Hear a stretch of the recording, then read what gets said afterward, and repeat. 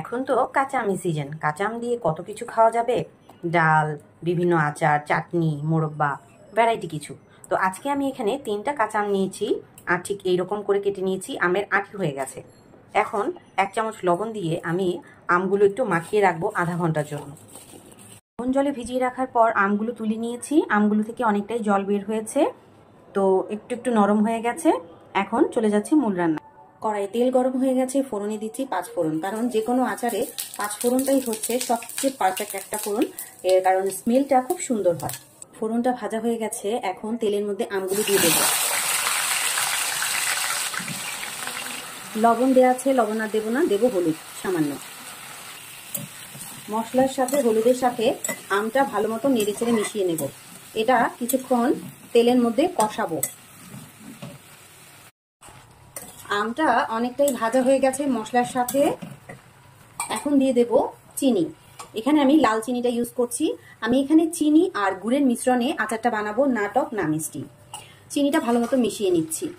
আচার বানাতে গেলে আমার সব সময় একটা কথা যেটা মনে পড়ে, আমার বাবার কথা খুব মনে পড়ে। কারণ আমার বাবা এত পারফেক্টভাবে আচার বানাতো, সে নিজে হাতে আচার বানাতো, এত পারফেক্টভাবে প্রত্যেকটা আচার, যত রকমের আচার সে বানাতো, মানে সব কিছুই পারফেক্ট। আমি তার থেকে দেখে শিখেছি, কখনো হাতে ধরে সে আমাকে শেখায়নি। আমি তার কাছ থেকে যতটুকু শেখা আমার আচারের হাতে খড়ি তার কাছ থেকে। এছাড়া আরও অনেক রান্না আছে, কিছু মাছের আইটেম, কিছু মাংসের আইটেম আছে, কিছু বিরিয়ানির কিছু আইটেম আছে যেখানে মশলার মেজারমেন্ট সে এমনভাবে মাপ করতো যে প্রত্যেকটা খাবার এত টেস্টি হতো, আর এমন সব মশলা সে ইউজ করতো, মানে কি বলবো, সেগুলো আমি আমার বাবার কাছ থেকেই শিখেছি। সেই ধারণা থেকেই আমি এখন আপনাদের সাথে আমার রান্নাগুলো শেয়ার করি। আমি জানি না ভালো মন্দ আপনাদের কেমন লাগে, আপনারাই বিচার করবেন। তো আসলে কথা বলতে বলতে ইমোশনাল হয়ে যাই, কারণ বাবাকে ছাড়া আজকে 4 বছর চলছে। এই তো আচারটা আস্তে আস্তে জাল করতে থাকবো। কয়েকটা শুকনো মরিচ কুচিয়ে দিয়ে দিচ্ছি। আমি এখানে কিছু ড্রাই ফ্রুটস অ্যাড করছি, এটা অপশনাল, আপনারা ইচ্ছে হলে দেবেন, ইচ্ছে না হলে দেবেন না। এখানে আছে রেড বেরি আর আছে ব্লুবেরি, আমি এটা অ্যাড করছি। আমি আগেই বলছি এটা অপশনাল, প্রয়োজন নেই।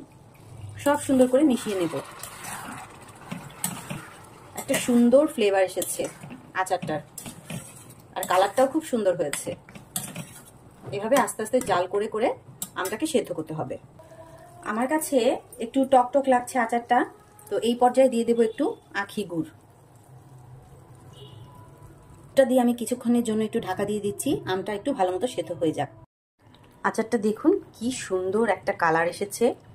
চিনি আর গুড়ের কম্বিনেশনে আচারটা তৈরি করলে একটা ক্রিস্টাল ক্রিস্টাল ভাব আসে, আর সুন্দর লাগে। শুধু গুড় দিয়ে আচারটা তৈরি করলে একটু কালচেটি ভাব তৈরি হয়ে যায়, আর চিনি আর গুড় দিয়ে যখন কম্বিনেশনটা তৈরি করবেন এত সুন্দর একটা কালার চলে আসে, বলার মতো না। আমার আচার একদম পারফেক্ট হয়ে গেছে তৈরি, টক মিষ্টি একদম ব্যালেন্স আছে। তো এখন দেব আচারের মশলা।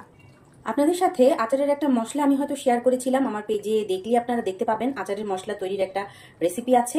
তো সেখান থেকে আমি 1 চামচ আর হাফ চামচ মশলা দিয়ে দিলাম।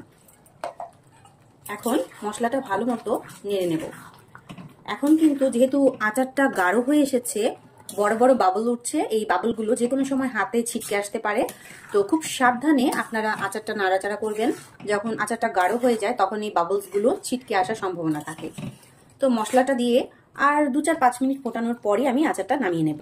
আচারটা পুরোপুরি কমপ্লিট হয়ে গেছে, একদম এইরকম থিকনেস এসেছে। আমি এখন সার্ভ করে নেব।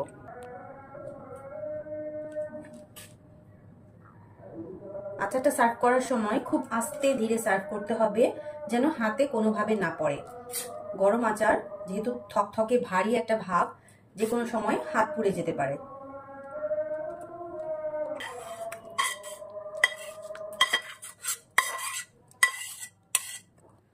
আচারটা একদম রেডি হয়ে গেছে, কি সুন্দর লাগছে দেখতে, খেতেও তেমনি অনেক মজা হয়েছে। আমি যদি আপনাদের সাথে শেয়ার করতে পারতাম আমার খুবই ভালো লাগতো। তবে অবশ্যই আপনারা পারেন আমার মতো রেসিপিটা ফলো করে একবার বানিয়ে খেয়ে দেখতে। আশা করি নিরাশ হবেন না, আপনাদের ভালো লাগবে। সবাইকে অনেক ধন্যবাদ।